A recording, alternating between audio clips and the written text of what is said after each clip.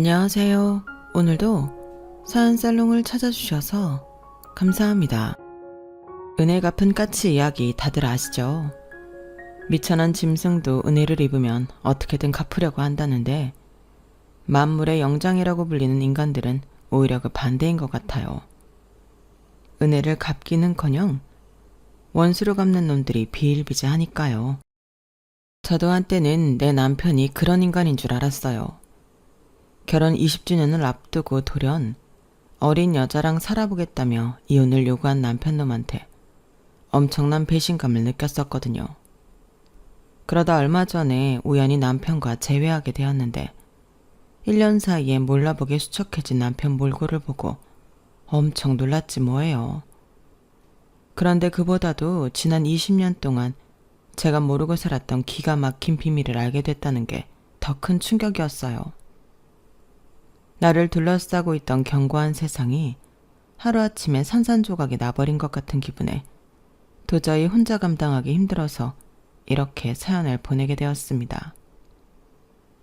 최근에 평균 결혼 비용이 3억 4천만 원이 넘는다는 기사를 봤어요.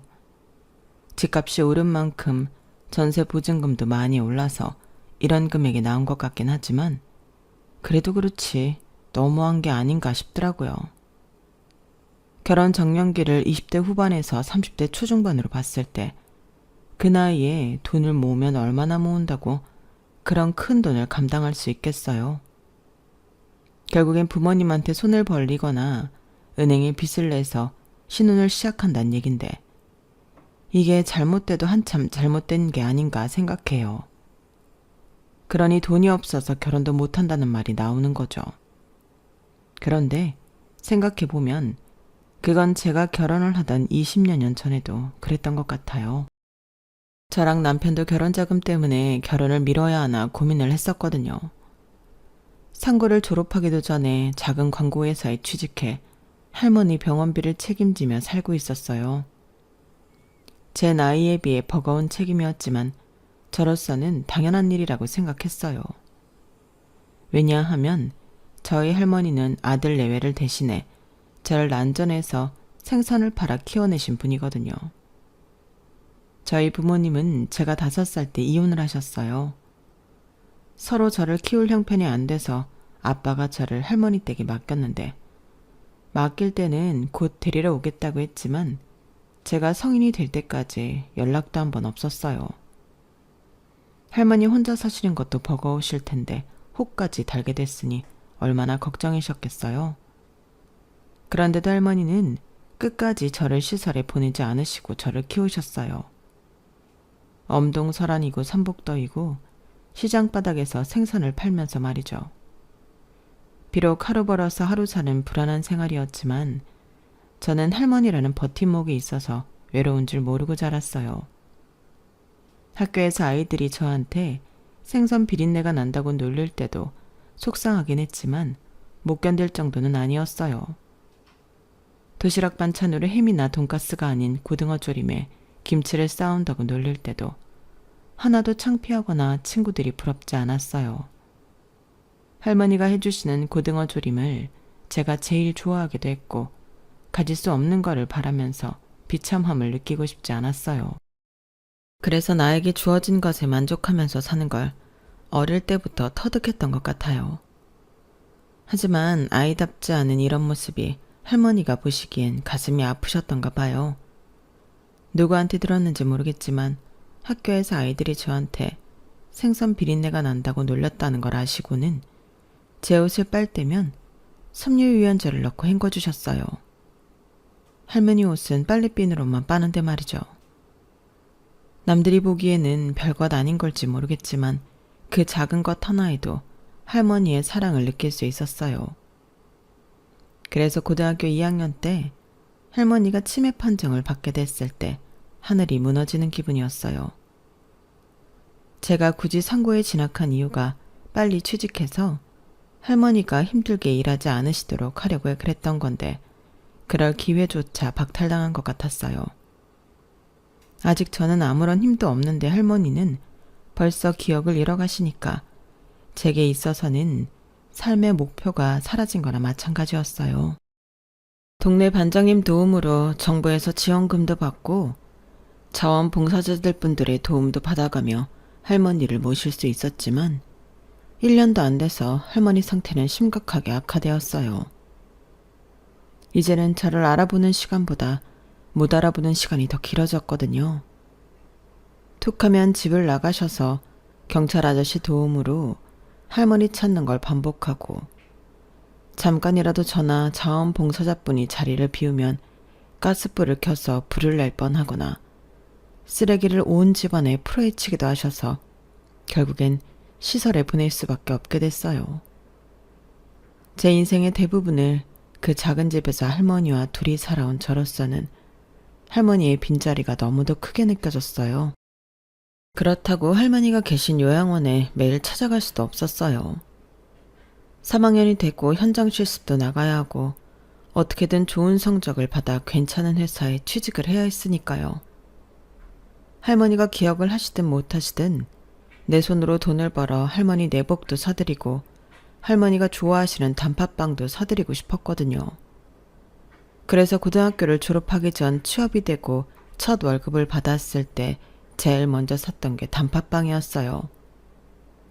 빵집에서 한 봉지 가득 단팥빵을 사들고 할머니가 계신 요양원까지 가는데 기뻐서 들뜬 마음과 서글픈 마음이 동시에 떠오르더라고요.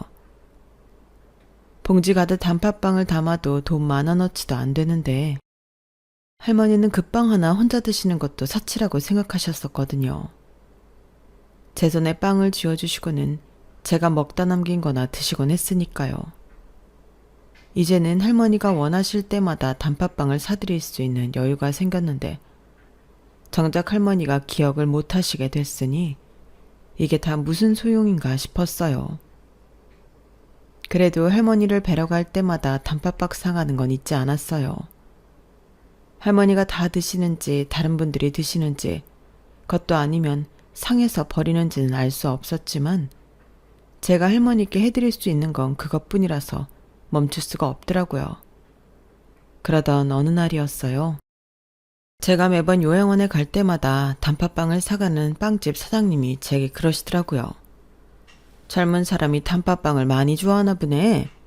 아가씨 덕분에 우리 빵집 공장장이 단팥빵에 특히 신경을 쓴다니까. 그래서 말인데 우리 공장장 한번 만나보지 않겠어? 내 사람이라서 하는 말이 아니라 사람이 진짜 진국이야. 요즘에 그런 청년도 없다고. 성격도 좋지, 부지런하지. 게다가 제빵 기술도 최고지. 만나보면 후회 안 할 거야. 어때? 생각지도 못한 소개팅 주선에 당황해서 대답도 못하고 서 있는데 그때 가게 안쪽 빵 공장에서 하얀 가운을 입은 남자가 갖고 온 빵을 들고 나왔어요. 그런데 저를 보자마자 얼굴이 발갛게 변하더라고요. 그걸 보고 알았어요. 이 사람이 빵집 아저씨가 말하던 바로 그 공장장이라는 걸요. 머리 위로 길쭉하게 솟은 모자를 써서 그런지 키가 꽤 커 보이더라고요. 얼굴을 자세히 보지는 못했지만 인상은 착해 보였어요. 한마디로 호감형이었어요. 딱히 소개팅을 할 생각은 없었지만 그래도 사람이 싫진 않았어요. 빵집 사장님한테 그런 말을 들어서 그런가 빵집에 갈 때마다 나도 모르게 눈길이 빵 공장 쪽으로 향했어요. 그리고 은근슬쩍 공장장 얼굴을 훔쳐보게 되더라고요. 그렇게 몇 달을 어색한 분위기 속에 빵집에 드나들었는데 그러다 우연한 기회에 공장장과 의외의 장소에서 마주치게 되었어요. 그 장소는 다름 아닌 출근길 버스 안이었어요. 제가 타는 정류장에서 내려야 할 사람이 버스 안에 버젓이 남아있는 게 의아해서 몇 번이나 곁눈질로 살폈어요. 그러다 눈길이 마주쳤는데 공장장이 먼저 목 인사를 해주더라고요. 얼떨결에 저도 인사를 하고는 아무 일도 없는 듯 고개를 돌렸는데 마음은 자꾸만 공장장이 있는 쪽으로 쏠리더라고요. 출근길 버스 아니라서 사람들이 수시로 타고 내리기를 반복했고 어느 지점을 지난 순간부터는 뒤쪽에 앉을 자리가 나기 시작했어요. 저는 앞쪽에 서 있었고 공장장은 뒤쪽에 서 있었기 때문에 뒤쪽으로 빈자리가 난 걸 알면서도 선뜻 그쪽으로 갈 수 없었어요. 그런데 그때 누가 제 어깨를 툭툭 치더라고요. 돌아보니 공장장이었어요. 저기 여기 앉으세요. 그러면서 자기 앞에 빈자리를 손으로 가리켰어요. 괜찮다고 사양하려는데 하필 그때 버스 기사님이 그 브레이크를 밟는 바람에 휘청거리게 됐고 어이없게도 공장장이 말한 그 자리에 털썩 앉게 되었지 뭐예요. 그 상황이 너무 창피하고 민망해서 아무 말도 못한 채 고개를 푹 숙였어요. 그런데 그때 제 머리 위에서 공장장 목소리가 들리더라고요. 쉬는 날이라서 본가에 가는 중이에요. 네? 아, 네. 제가 묻지도 않았는데 상황 설명을 하는 공장장을 보니 이상하게 긴장이 풀리더라고요. 그래서 조금은 편한 마음으로 앉을 수 있었어요. 그 말을 시작으로 공장장은 긴장한 표정이 역력한데도 얘기를 이어갔어요. 처음엔 이 사람이 왜 이러나 싶었는데 가만 보니까 딴에는 용기를 내서 말을 거는 것 같아서 저도 진지하게 들어주게 되더라고요. 그날 그렇게 30분가량 버스를 타고 가는 동안 저는 공장장이 어린 시절부터 왜 제빵사가 됐는지, 형제 관계부터 앞으로 꿈에 대한 것까지 정말 많은 정보를 들을 수 있었어요. 만약 제가 회사 근처에 도착해 먼저 내리지 않았다면 몇 시간을 더 들어야 했을지 모르겠네요. 그런데 중요한 건 그런 얘기를 듣는 게 싫지 않았다는 거예요. 당시 제 일상은 회사와 집, 그리고 할머니가 계신 요양원, 이 세 곳이 다였거든요. 만나는 사람들도 회사 사람들과 요양원 사람들이 고작이었고요. 제 또래의 이성과 일이 아닌 일상적인 대화를 나눠보는 건 몇 년 만에 처음이었기 때문에 살짝 들뜨기도 했던 것 같아요. 팍팍하던 제 일상이 남들처럼 평범한 하루가 될 수 있다는 걸 그때 처음 알았어요. 그 시절 제 머릿속에는 내가 해나가야 할 것들밖에는 없어서 마음의 여유조차 없었거든요. 그런데 공장장과 대화를 나눈 30분 동안은 저도 평범한 20대로 돌아갈 수 있었어요. 그날 이후 빵집에 들릴 때면 공장장은 기다렸다는 듯 홀로 나왔어요. 그리고는 전보다 친근한 표정으로 인사를 해주었어요. 그렇다고는 해도 나름 긴장한 티는 났지만요. 우리 두 사람의 달라진 모습에 빵집 주인은 자기 몰래 언제 이렇게 가까워졌냐고 놀리면서도 반기는 분위기였어요. 급게 하루는 연극표를 주면서 주말에 데이트라도 하라고 하더군요. 공짜 연극표 때문이었는지 아니면 그냥 서로 끌려서 그랬는지는 모르겠지만 이번만큼은 거절하지 않았어요. 고등학교를 졸업하기 전부터 직장 생활을 시작했던 저로서는 모든 게 다 처음이었어요. 해화동에 가보는 것도 처음이고 연극 관람을 하는 것도 처음이었어요. 특히나 그걸 이성과 함께 보는 거라서 더더욱 가슴 떨리는 순간이었죠. 아직도 그날을 생각하면 입가에 미소가 떠오를 정도로 생애 첫 데이트는 제 인생에서 가장 행복했던 순간이었어요. 사실 그 당시 저도 그렇고 공장장도 그렇고 청춘을 즐길 만큼 넉넉한 상황은 아니었어요. 당시 공장장은 저만큼이나, 아니 오히려 더 고된 일상을 살아가고 있었거든요. 어릴 때 부모님이 교통사고로 일찍 돌아가시는 바람에 고모 집에서 살았어요. 넉넉치 않은 집에 군 식구로 살게 돼서 눈칫밥을 좀 먹었죠. 어릴 때 먹고 싶어도 못 먹었던 빵을 실컷 먹으려고 제빵일을 시작했는데 초창기에는 하루 세 끼 빵만 먹고 살았던 것 같아요. 특히 좋아하는 건 단팥빵인데 그래서 단팥빵만큼은 자신 있게 만들 수 있어요. 세희 씨도 단팥빵을 제일 좋아하죠. 네? 아, 저는 소시지빵을 좋아해요. 단팥빵은 요양원에 계시는 할머니한테 가져가느라 샀던 거예요. 아, 그렇구나. 난 또 세희 씨가 주말마다 단팥빵을 한 봉지 가득 싸가는 걸 보고 단팥빵을 엄청 좋아하는 줄 알았는데 내가 착각했네요. 그런데 주말마다 할머니 뵈러 가는 거예요. 할머니랑 사이가 좋았나 봐요. 할머니가 저를 키워주셨거든요. 엄마 아빠 대신. 그날 내가 왜 그랬는지 모르겠지만 지금까지 아무한테도 말하지 않았던 제 처지를 공장장한테는 솔직하게 다 털어놓았어요. 부모한테 버림받고 할머니 손에서 자란 사실은 누구한테도 말한 적이 없었거든요. 창피해서 그랬던 게 아니라 다른 사람들이 나를 색안경 끼고 볼까봐 그게 겁이 나서 말하지 못했던 거지만요. 그런데도 알고 지낸 지 얼마 안 되는 사람한테 내 치부라고 할 수 있는 것들을 가감없이 말하다니 스스로 생각해도 신기했어요. 어쩌면 상대가 먼저 자신의 처지를 솔직하게 털어놓은 뒤라서 나도 마음 놓고 말할 수 있었을지도 모르겠어요. 따지고 보면 저나 공장장이나 또래들에 비해 힘겨운 인생을 살아가는 사람들이었기 때문에 공감대가 형성됐던 건지도 모르겠어요. 나만 사는 게 힘든 줄 알았는데 곁에 나와 비슷한 사람을 보니까 왠지 모르게 안도하게 됐어요. 그래서 그런가 알게 된 지 얼마 안 된 사이인데도 서로 의지하게 되고 많이 가까워질 수 있었어요. 비록 시작은 빵집 사장님의 주선이었지만 정작 가까워진 건 서로의 환경 탓이었던 것 같아요. 늘 가슴속에 할머니에 대한 미안함과 현실에 대한 두려움으로 가득했는데 공장장과 함께 있을 때는 순간이나마 이런 현실을 잊을 수 있었어요. 나도 그냥 평범한 20대일 수 있었으니까요. 남들이 보기엔 그저 가난한 도청춘일지 몰라도 제게 있어 공장장은 유일한 쉼터이자 안식처였어요. 딱히 누가 먼저 사귀자고 말을 한 적은 없었지만 어느 순간 돌아보니 우리는 이미 사귀고 있더라고요. 금전적으로 넉넉하지 않은 데이트였지만 둘이 있어서 마냥 좋았어요. 그렇게 사귄 지 2년이 조금 넘은 시점에 오지 않기를 바랐던 순간이 찾아왔어요. 저희 할머니께서 세상을 떠나셨거든요. 부모님이 살아계시긴 해도 이미 연락이 끊긴 지 오래였고 친인척들은 있는지 없는지도 몰랐기 때문에 할머니 장례는 오롯이 제 몫이었어요. 하지만 아직 세상 경험은 미천하던 저로서는 뭘 어떻게 해야 하는지도 모르겠더라고요. 그때 유일하게 달려와준 사람이 바로 공장장이었어요.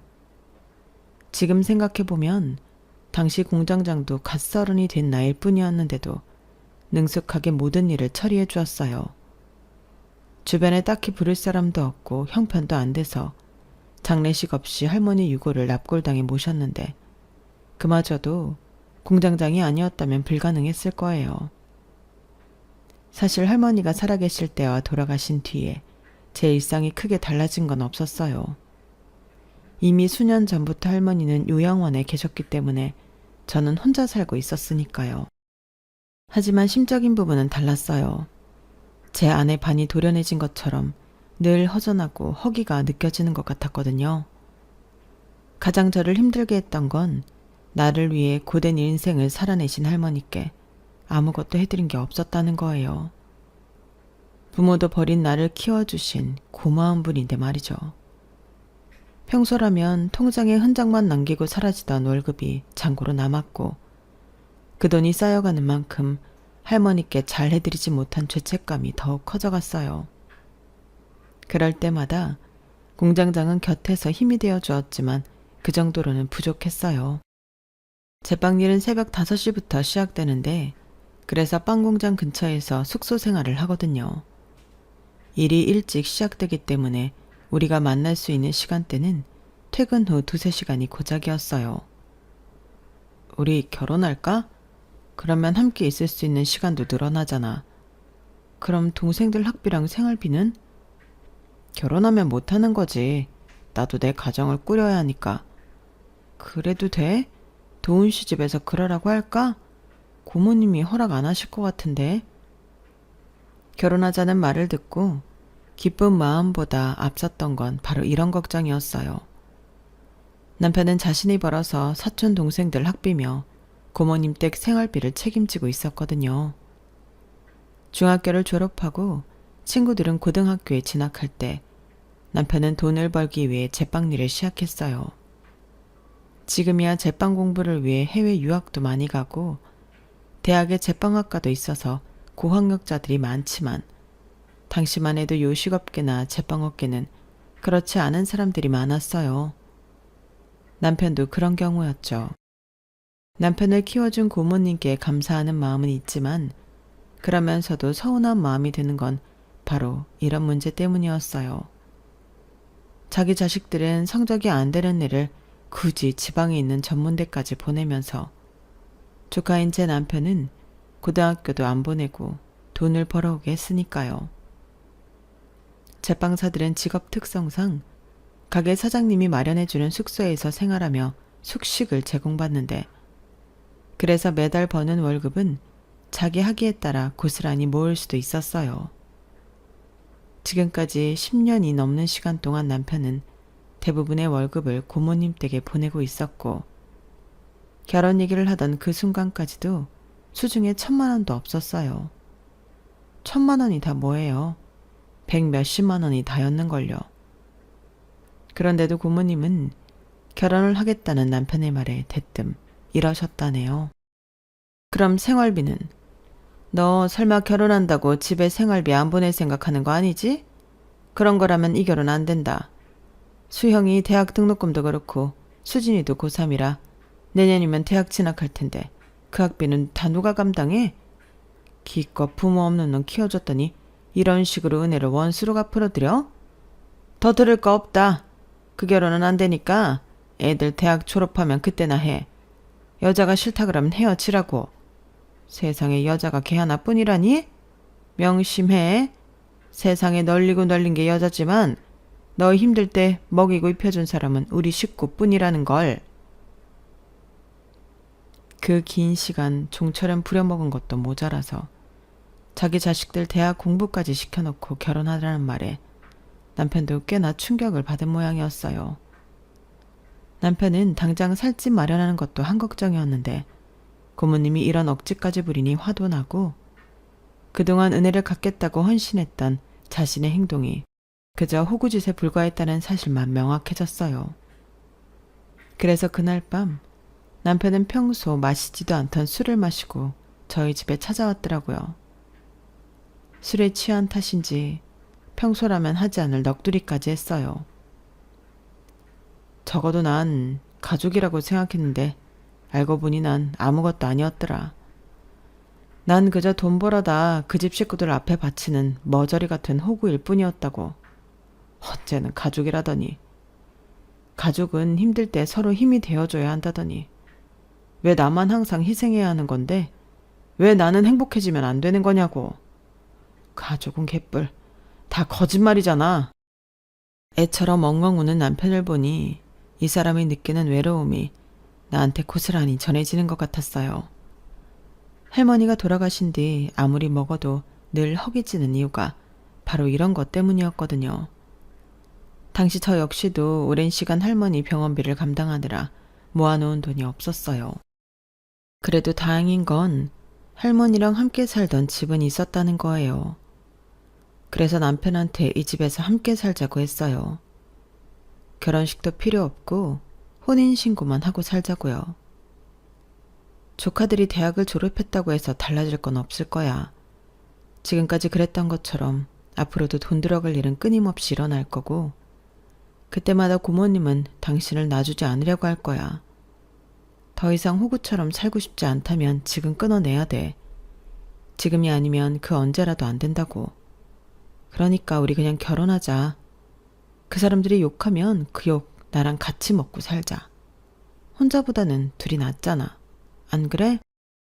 보다 못한 저는 남편이 결단을 내릴 수 있게 남편보다 더 강경하게 나갔어요. 그리고 한 달여 뒤 우리는 살림을 합쳤고 혼인신고도 마쳤어요. 물론 이렇게 시작한 신혼생활이 순탄하지만은 않았어요. 하루가 멀다 하고 고모님과 식구들이 저희 집까지 찾아와 횡포를 부렸고 남편이 일하는 빵집까지 수시로 찾아가 있지도 않은 헛소문을 퍼뜨려댔어요. 제가 돈을 목적으로 남편한테 접근했다거나 남편 말고도 주위에 남자가 많다는 둥 순진한 남자 꼬셔서 한 집안을 풍비박산 나게 했다고 떠들어댔거든요. 하지만 우리 두 사람이 어떻게 만나게 됐는지 그 가정을 누구보다 잘 아는 빵집 사장님은 그 말을 눈꽃만큼도 믿지 않으셨어요. 오히려 저희 부부를 대신해 고모님과 그 가족들을 상대로 싸워주셨죠. 어디서 개소리야? 두 사람 소개해준 게 난데. 그동안 조카 등골 그만큼 빼먹었으면 미안한 줄 알아야지. 여기가 어디라고 와서 대도 않는 소리라냐고. 하나뿐인 조카를 남 다 가는 고등학교도 안 보내고 그 어린 걸 빵공장에 밀어넣은 인간이 어디서 피해자 코스프레야? 자기 자식이 귀하면 남의 자식도 귀하다는데 어떻게 자기 핏줄인 조카한테 이럴 수가 있습니까? 일말의 양심이 있다면 지금이라도 돈이 좀 놔줘요. 불쌍하지도 않습니까? 내가 오늘까지는 좋게 말로 하지만 한 번만 더 가게에 찾아와서 개소리짓거리면 그땐 경찰 부를 테니 그렇게나 알아요. 빵집 사장님한테 문전박대 당한 고모님과 가족들은 그 뒤로도 몇 번 더 빵집에 찾아가 난동을 부렸고 결국 경찰에 신고를 당해서 접근 금지 명령까지 받게 되었어요. 이후로는 조카들까지 나서서 밤이고 낮이고 전화로 욕설을 퍼부어댔고 그렇게 1년 넘게 시달린 뒤에야 우리 부부는 악마 같은 인간들의 소나기에서 벗어날 수 있었어요. 고모님이 연락을 멈춘 건 아니고 우리 부부가 타 지역으로 몰래 이사를 해버렸거든요. 휴대전화 번호도 바꾸고 새로운 직장까지 구해서 말이죠. 빵집 사장님은 언제라도 받아줄 테니 잠잠해지면 돌아오라고 하셨지만 저희 부부는 그럴 생각이 없었어요. 저희 때문에 더는 사장님께 피해주기 싫었거든요. 서울을 떠나 경기도로 이사온 우리 부부는 모든 걸 처음부터 다시 시작해야 했어요. 남편은 새로운 빵집에 취직을 했고 저는 장사를 시작했거든요. 가게를 구할 만큼의 자금이 없어서 시에서 내준 포장마차에서 길거리 햄버거랑 토스트를 만들어 팔았어요. 근처 대학도 있고 초중고가 밀집돼 있어서 저렴한 햄버거와 토스트는 생각보다 더 잘 팔렸어요. 처음 장사를 시작할 때 남편이 소스부터 재료 손질까지 많이 도와주었는데 한 두어 달 장사를 해보니 남편 도움 없이도 제 힘으로 해나갈 수 있게 되었어요.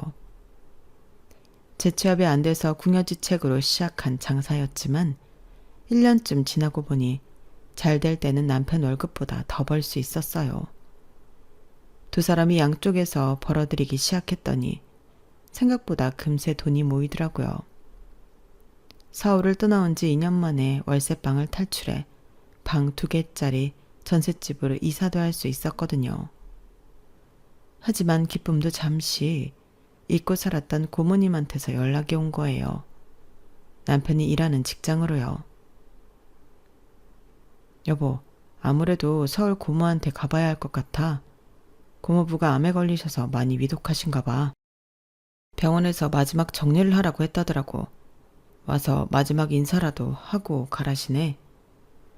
지금은 남보다 못한 사이가 됐다고는 해도 그래도 남편을 키워주신 분인데 마지막 인사는 해야 도리일 거라고 생각했어요. 그래서 하루 장사를 쉬고 남편과 함께 가겠다고 했더니 아니야, 그냥 나 혼자 다녀올게. 가봐야 좋은 소리도 못 들을 텐데 뭐. 그 집 식구들한테 당하는 건 나 하나로도 좋게. 그래도 상황이 그런데 심하게 하시게 하겠어. 당신 혼자 당하는 것보다는 그래도 둘이 낫지. 그러니까 그냥 같이 가자. 아무래도 남편 혼자 보내는 게 걱정돼서 따라 나서려던 거였는데 남편은 끝내 저를 두고 혼자 서울로 갔어요. 그렇게 고모부한테 마지막 인사를 하러 간다던 남편은 그 주 내내 서울에 머물렀어요. 도착한 당일은 병원에 들러 인사를 했고 그날 밤은 고모님 댁으로 끌려가서 밤새 시달렸고 이튿날 오전에 병원에서 고모부 상태가 위독하다는 연락을 받고 갔다가 임종까지 지키게 되었거든요. 그렇게 그곳에서 장례식까지 치르게 되었어요. 뒤늦게 연락을 받고 장례식장으로 달려가 보니 남편 몰골이 말이 아니더라고요. 이제서야 귀여운 거냐? 여우 같은 년. 왔으면 음식이나 나르고 일할 것이지. 뭘 그렇게 멀뚱거리고 있어? 고모님은 저를 보자마자 눈부터 흘기셨어요. 그래서 겉옷을 벗고는 바로 일을 시작했는데 밤이 되자 고모님이 저희 내외를 불러 그러시는 거예요. 장례비는 니들이 내라. 보다시피 문상객도 얼마 없어서 돈 날 구멍이 없어. 우리야 니들이 그렇게 야반도주한 이후로 돈이 씨가 말랐는데 가진 게 뭐 있겠니? 당장 먹고 죽을 돈도 없다고. 어쩌겠니? 살만한 니들이 내야지. 자기 남편 장례비를 대신 내라는 걸 이렇게 당당하게 말하다니 염치 없는 건 여전했어요. 우리도 돈을 쌓아놓고 사는 것도 아니고 집을 옮기면서 있는 돈을 다 끌어쓴 처지라 할 수 없이 적금을 깰 수밖에 없었어요. 길거리 장사를 벗어나 작은 가게라도 하나 장만하려고 매달 조금씩 부었던 적금이었지만 어쩌겠어요. 내 남편 키워준 값 치른다 생각하고 줄 수밖에요. 그래서 다음 날 아침 은행에 가서 적금을 해약하고 돈을 찾아와 장례식장 대금을 지불했어요. 장례식장에서 돌아온 뒤 남편은 새로운 직장을 알아봐야 했어요. 하루 휴가 내서 서울에 다녀온다던 사람이 며칠이나 결근을 했으니 그걸 봐줄 주인이 어딨겠어요. 빵집도 장사를 해야 하는걸요. 그래서 남편이 재취업을 할 때까지 저 혼자 벌이로 살게 되었죠. 그래도 제 장사는 비록 길바닥에서 추위와 더위랑 싸워가며 하는 일이었어도 남의 눈치 볼 일은 없잖아요. 며칠 문 닫았다고 손님들이 무슨 일이 있었냐고 묻는 게 다였으니까요. 그런데 남편의 재취업이 생각보다 쉽지 않더라고요. 가장으로서 벌이도 없고 기껏 제가 모아둔 돈까지 고모부 장례식 비용으로 써버린 게 못내 미안했던 남편은 대놓고 내색은 안 해도 소가리를 하는 듯 보였어요. 그래서 제가 먼저 남편한테 부탁을 했어요. 자기야, 일자리 나올 때까지 나랑 같이 장사하면 어때? 요즘 손님이 부쩍 늘어서 혼자 장사하기 벅차거든. 그렇다고 사람을 쓰기도 그렇고 말이야.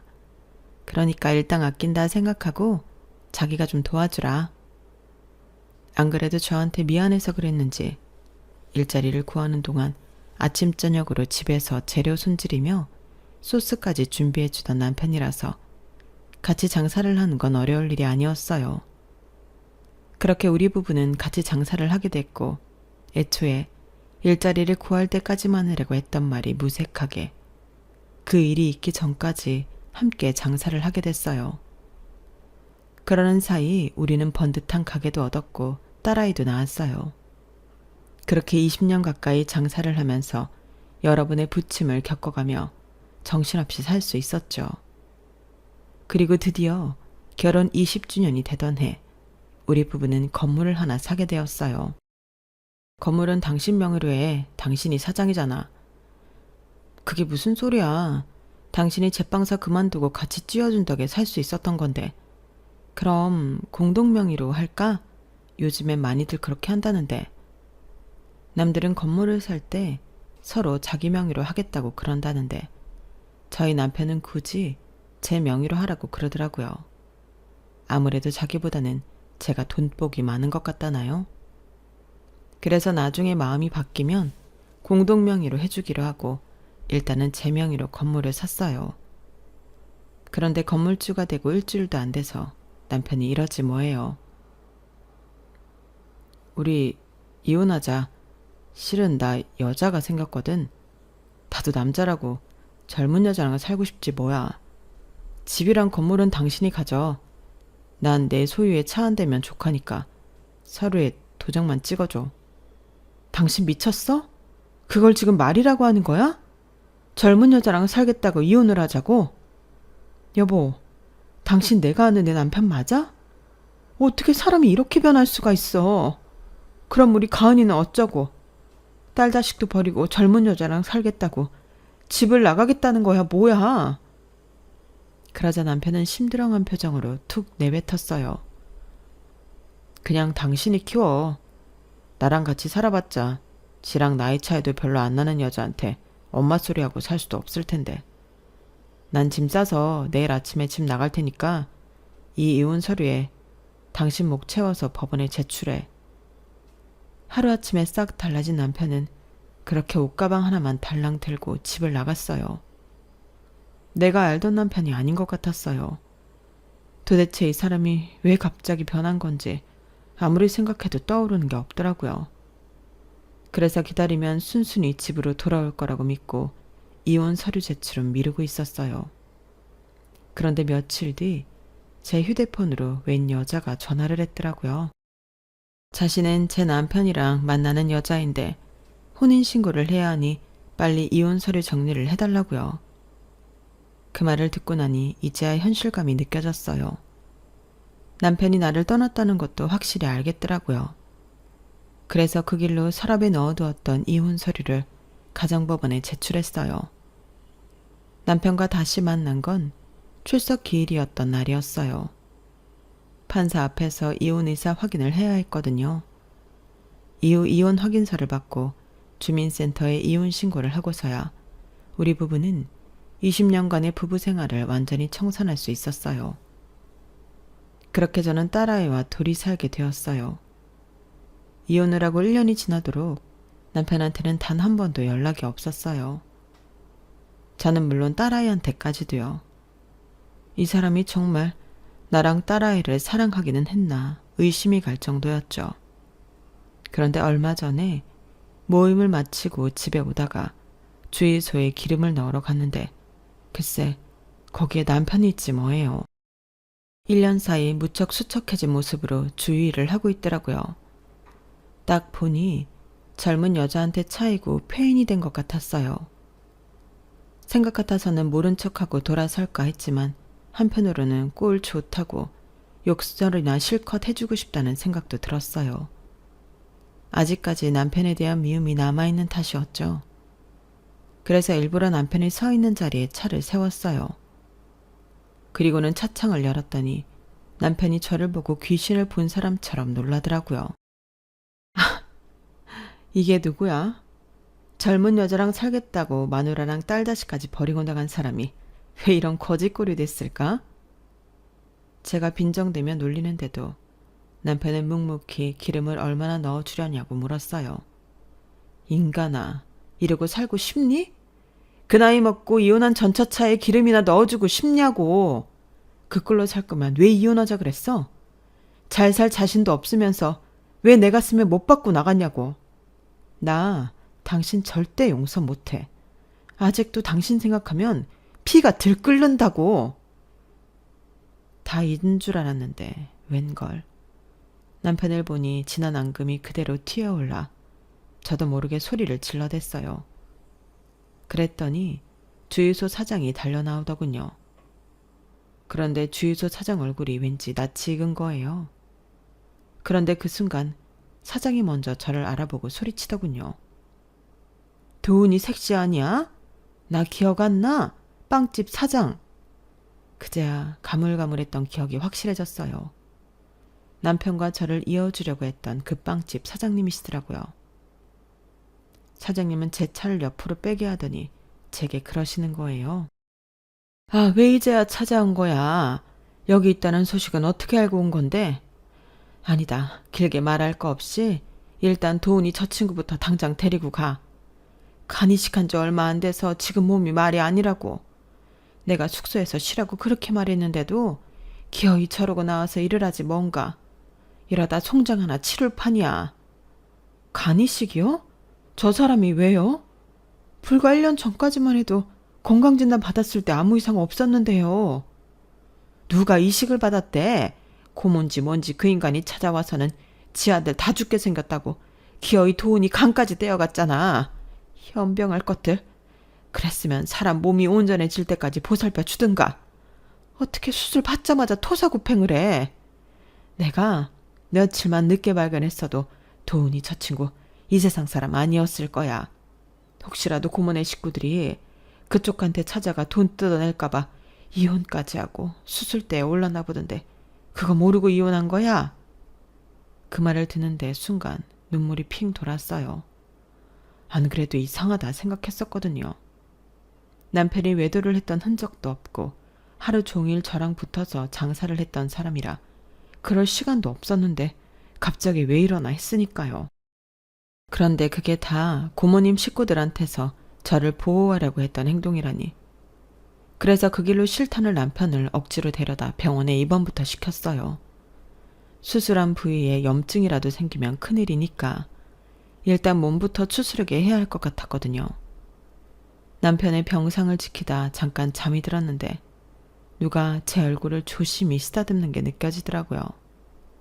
신혼 때부터 제가 잠들어 있으면 남편이 손으로 조심히 제 뺨을 어루만지곤 했었는데 그때 그 손길 그대로 온기가 느껴졌어요.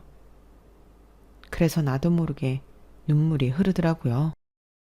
이 답답한 남자야. 그런 일 있으면 나한테 말했어야지. 왜 당신 혼자 바보같이 그 인간들한테 당하고 살아? 왜? 그 사람들이 나 괴롭힐까봐? 그럼 싸울 생각을 해야지. 왜 피할 궁리만 하냐고. 나 당신 이렇게 만든 인간들 절대 용서 안 해. 당신도 알지? 나 이제 돈 많잖아. 돈이 얼마가 들던 시간이 얼마가 걸리던 그 인간들 법적으로 짓밟아 줄 거야. 그러니까 당신은 내 뒤에 숨어서 구경만 하라고.